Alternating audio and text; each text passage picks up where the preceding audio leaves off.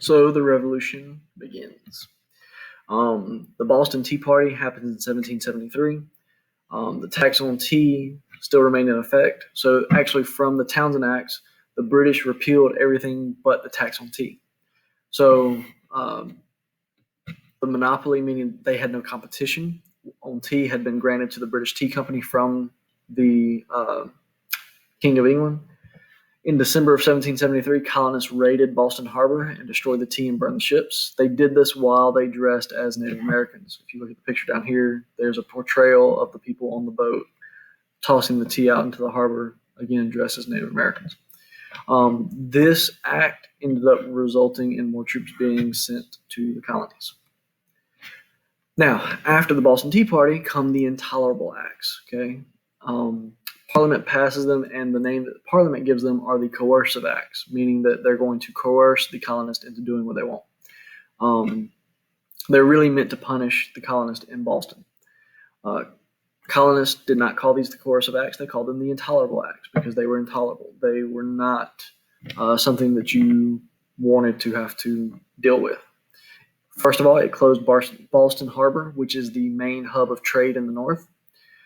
It suspended basic civil rights, such as your freedom to property, because in those Intolerable Acts were the Quartering Act, which was part of the Coercive Acts / Intolerable Acts.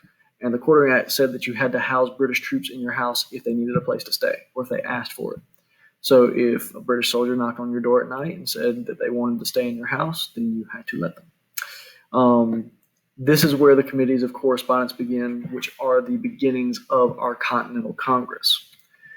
So the first Continental Congress comes out again of the committees of correspondence. This group had been communicating with other colonies, other leaders. The militias in the colonies began to form what they called Minutemen, and they were called Minutemen because they could be ready at a minute's notice. After the Intolerable Acts, they call for a meeting. In 1774, the first meeting is held in Philadelphia. They discussed the rights of the colonies, and they agreed to meet again in 1 year. But right now, at this point in time, things aren't that bad. Okay? There's still a chance to turn it around. Up until this. So, Lexington Concord, in April of 1775, the British try to seize weapons at Concord. Paul Revere, William Dawes, and Samuel Prescott are the riders who come through and warn the colonists and basically mobilize the Minutemen. The Minutemen meet the British at Lexington, and the shots are fired and the colonists are killed. This is where the famous phrase "shot heard around the world," because this is what really effectively starts the Revolutionary War. The colonists conduct guerrilla battle along the road to Concord. If you don't know what guerrilla battle is, it's where you use the terrain to help hide yourself while you fight. This went against everything that the British were taught. The British were taught to fight in open fields. They believed in open warfare. Second Continental Congress, they meet in May of 1775, basically a month after Lexington Concord. They called for an army and appointed George Washington's leader. There is some talk of compromise and some of independence. So some people are still torn. Should we completely go into a war with England, or should we try and compromise and not go to war and see if we can fix this? Bunker Hill happens in June of 1775. The colonists take a hill overlooking Boston. It's called Breed's Hill. And if you know anything about basic military strategy, if you take a hill, a lot of times it's very hard to be taken back. A lot of our forts, like if you go to Fort Macon, it sits up on a hill. Because when people are coming at you, if you're sitting up here, they're having to come up, and it gives you really easy firing lines. Okay? The British charge the hill 3 times, and basically the colonists hold it until they run out of ammo. Once they run out of ammo, they have to abandon the fort and leave.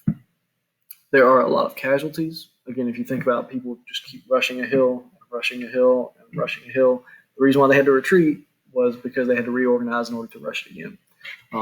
It is the deadliest battle of the war because the British lost so many troops, and it proved the colonists could compete with the British Army in certain situations. Okay, again, not an open field warfare because numbers pretty much dictate who's going to win there, but it did show that the colonists could fight given that they had certain things, such as a fort or if they used guerrilla warfare.